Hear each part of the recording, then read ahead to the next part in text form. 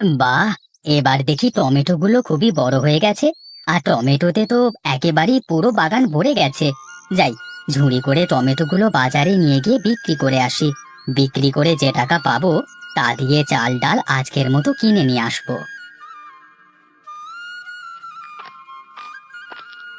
ওগো, কোথায় যাচ্ছো? একটু দাঁড়াও তো।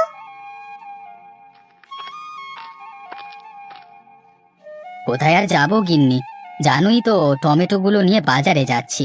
যাই, এগুলো একটু বিক্রি করে সংসারে যা যা লাগবে তা নিয়ে আসি। তার সংসারে কি কি লাগবে সেগুলো মনে আছে তো তোমার? কি যে বলো না গিন্নি, মনে থাকবে না কেন? সংসারে চাল ডাল আর কি যেন বললে?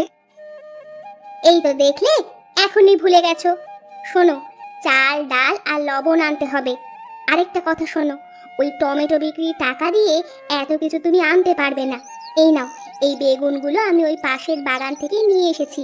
তুমি এগুলো নিয়ে বাজারে যাও। দেখবে, বাজারে গেলে টমেটোর পাশাপাশি বেগুনগুলোও ভালো দামে বিক্রি করতে পারবে। সে তুমি মন্দ বলনি গিন্নি, দাও দাও।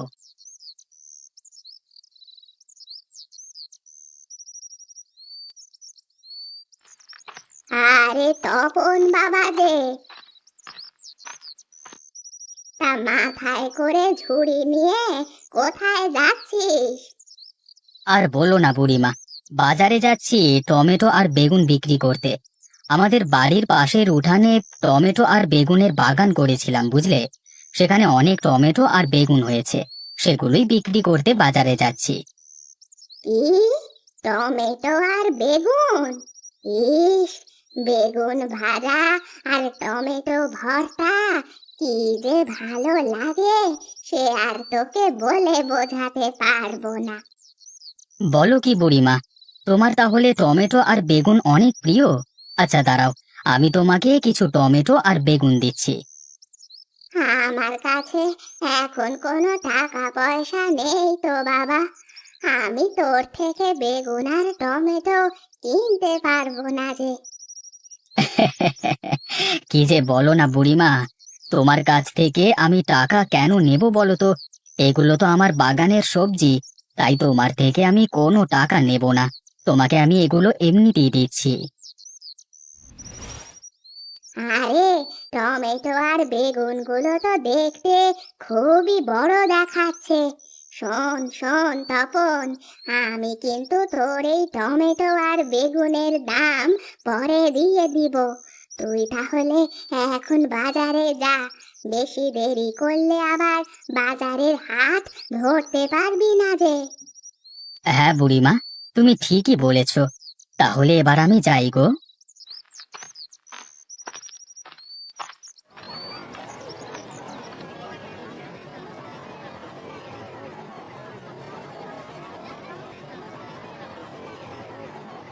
কি গো তপনদা, আজকে দেখছি সবজি বিক্রি করতে চলে এসেছো। তা আজকে কি মাছ ধরতে পারোনি নাকি মাছ পাওনি, কোনটা? হ্যাঁ রে পলাশ, আজকে কোনো মাছ ধরিনি। আমার বাড়ির উঠানে কিছু টমেটো আর বেগুনের বাগান করেছিলাম, ওখানে অনেক টমেটো আর বেগুন ধরেছে, সেগুলোই বিক্রি করতে নিয়ে এসেছি। আরে বাহ, যার বাড়ি খালপাড়ে তাকে দেখছি সব সময় মাছ বিক্রি করে, কিন্তু আজ হঠাৎ সবজি বিক্রি করতে এসেছে দেখে খুব অবাক হলাম। হ্যাঁ, অবাক হওয়ার কিছু নেই পলাশ, আজ সবজি বিক্রি করছি, কালকে আবার মাছ ধরে নিয়ে আসবো। হ্যাঁ হ্যাঁ, তোমার তো আবার খালপাড়ি বাড়ি, যখন ইচ্ছে তখনই মাছ ধরতে পারো। তোমার মতো এরকম খালপাড়ে বাড়ি থাকলে দেখতে মাছ ধরে একেবারে মাছের বন্যা বয়ে দিতাম।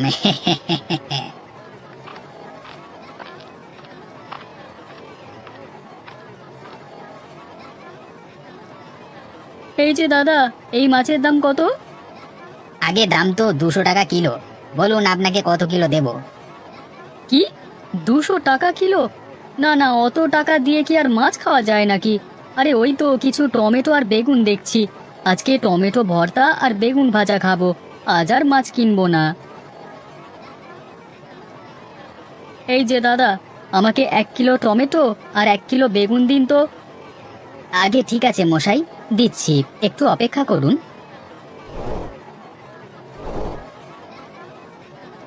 এই তো অপনের দেখছি একেবারে রাজ কপাল, এ তো কপাল নয়, যেন একেবারে গোপাল। এই বেটা কাল মাছ নিয়ে আসে, সেই মাছের সাথে সাথে বিক্রি হয়ে যায়। আবার আজকে কিছু সবজি নিয়ে এসেছে, সেই সবজিগুলো আবার মানুষ হুমড়ি খেয়ে কিনে নিচ্ছে। আর এইদিকে আমি সেই কখন থেকে বসে আছি, কিন্তু একটা মাছও বিক্রি করতে পারছি না। না না, এই বেটা তপনের জন্য আমি ভালো মতো মাছ বিক্রি করতে পারি না। বেটাকে এখনই না থামালে আমার এই মাছের ব্যবসায় একেবারে লাল বাতি জ্বলে যাবে। না না, আমাকে কিছু একটা করতেই হবে, নয়তো ওই তপন বেটার সাথে আমি কিছুতেই পেরে উঠবো না।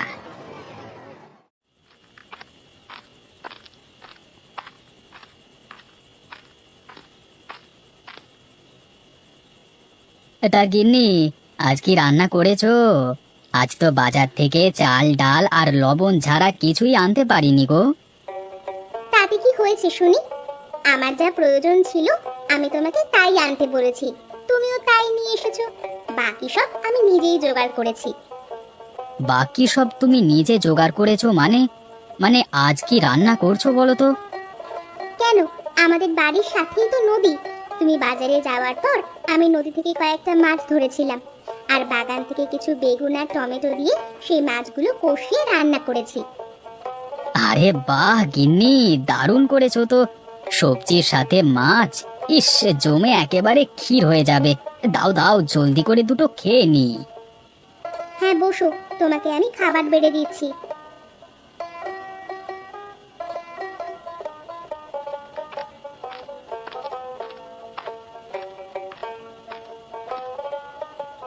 এই তো, এই তো বেটা তপনের টমেটো বাগান।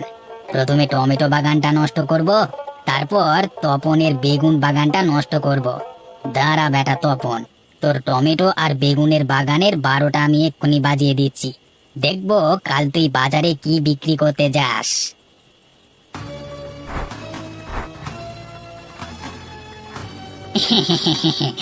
বেটা তপন, তোর বাগানের 12টা বাজানো শেষ। এবার তোর মাছ ধরবার জালের 12টা বাজাবো। তুই না ধরতে পারবি মাছ, আর না করতে পারবি সবজি বিক্রি। এরপর থেকে বাজারে আমি একাই মাছ বিক্রি করব।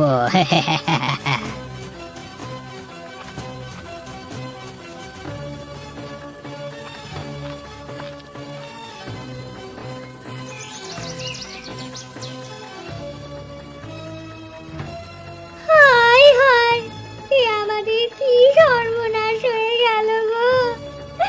এসব আমাদের কি হয়ে গেল!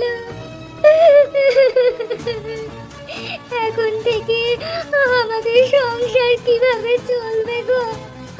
আমাদের যে সব শেষ হয়ে গেল। কেঁদো না গিন্নি, কেঁদো না। যা হবার ছিল তা হয়ে গেছে, এখন কেঁদে আর কি হবে বলো? দেখি নতুন কোনো একটা ব্যবস্থা করতে পারি কিনা। ওগো, ওগো, তুমি নতুন ব্যবস্থা কিভাবে করবে গো? আমাদের হাতে তো অত টাকাও নেই যে নতুন একটা জাল কিনবো। টাকা পয়সা ছিল না বলেই তো এই খাল পাড়ে এসে বাড়িটা বানিয়েছিলাম। এখন যে আমাদের সব শেষ হয়ে গেল গো!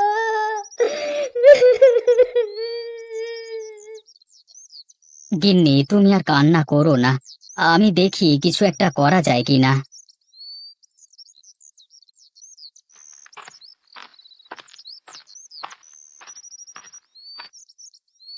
কি রে তপন বাবা, কেমন আছিস? আর এত সকাল সকাল কোথায় যাচ্ছিস? আর বলো না বুড়িমা, আমার সব শেষ হয়ে গেছে গো, সব শেষ হয়ে গেছে। আরে আরে, কাঁদিস না বাবা, কি হয়েছে আমাকে খুলে বল। আর বলো না গো বুড়িমা, কালকে রাতে কে যে আমার টমেটো বাগান আর বেগুন গাছগুলো সব উপড়ে ফেলে দিয়েছে, সাথে মাছ ধরবার যে জালটা ছিল সেটাও চুরি হয়ে গেছে। এসব এসব তুই কি বলছিস তপন? তোর ওই খাল পাড়ের বাড়িতে কোন চোর গিয়ে এসব করলো? না না, এটা চোর হতে পারে না, এটা নিশ্চয়ই তোর কোনো শত্রুর কাজ। শত্রু? কিন্তু আমার তো কোনো শত্রু নেই বুড়িমা, কে করবে এই কাজ? শোন তপন বাবা, চোর হলে তোর জাল চুরি করেই সে পালিয়ে যেত, কিন্তু বেগুন গাছ আর টমেটো গাছ উপড়ে ফেলতো না। তুই একটা কাজ কর, আমার ঘরে একটা জাল আছে, ওইটা দিয়ে তুই মাছ ধর। আর তোকে একটা বুদ্ধি দিচ্ছি, এখানে আয়।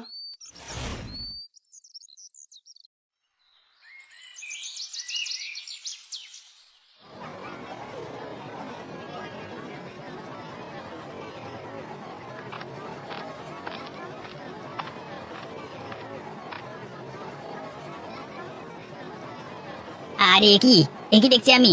তপন দেখছি আজও মাথায় করে বাজারে মাছ নিয়ে এসেছে বিক্রি করতে। কাল রাতেই তো আমি ওর জালটা চুরি করে নিয়ে এসেছি, তাহলে ও মাছ ধরলো কিভাবে? না না না, আজ রাতে গিয়ে তো দেখতেই হয় বেটার নতুন জাল কোথায় পেলো।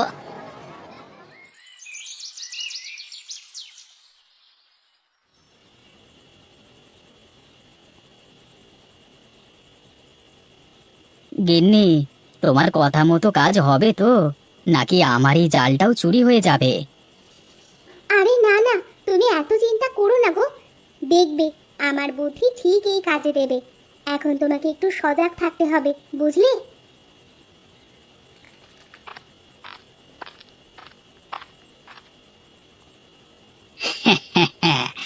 বেটা তপন, দেখবো এবার তুই কিভাবে মাছ ধরিস। তোর এই জালটাও আমি একেবারে হাওয়া করে দেব।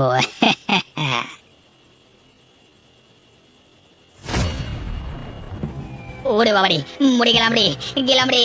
আমার পাটা একেবারে গেল রে, গেল পাটা একেবারে ফুটো হয়ে গেল গো। ছি ছি ছি ছি পলাশ, তোর কাছ থেকে আমি এটা একদমই আশা করিনি। শেষে কিনা তুই আমার বেগুন বাগান আর টমেটো বাগানের পাশাপাশি জালটাও চুরি করেছিলিস। ছি ছি ছি ছি, তোর মতো এত নিচু মনের মানুষ আমি জীবনেও দেখিনি। দাঁড়া, তোর এই পাপের বিচার আমি মোড়ল মশাইয়ের কাছে গিয়েই দেব। মাফ করে দাও দাদা, মাফ করে দাও, আমাকে ক্ষমা করে দাও। আমার অনেক বড় অন্যায় হয়ে গেছে, দয়া করে আমাকে ক্ষমা করে দাও দাদা।